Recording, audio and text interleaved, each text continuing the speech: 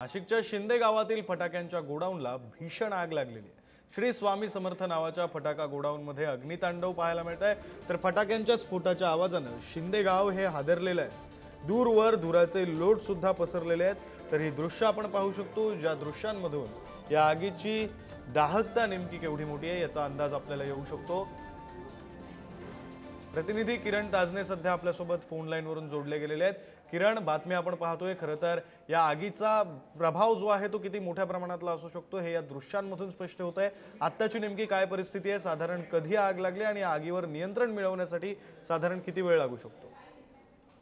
विक्रांत, साधारणपणे तासाभरापूर्वी ही आगीची घटना घडलेली आहे आणि या सगळ्या दरम्यान ही आग विझवण्यासाठी नाशिकच्या महानगरपालिकेच्या माध्यमातून अग्निशमन जे बंब आहे ते त्या आगीला विझवण्यासाठीचे रवाना झालेले आहेत। आग विझवण्याचे प्रयत्न देखील आता सध्याच्या घडीला केले जात आहे। एकूणच जर बघितलं तर फटाक्यांचं हे गोडाऊन होतं, मोठ्या प्रमाणात त्या ठिकाणी फटाक्यांमुळे स्फोट होत आहे आणि या सगळ्या परिस्थितीमध्ये जर बघितलं तर जीवितहानी कुठेही झालेली नाहीये।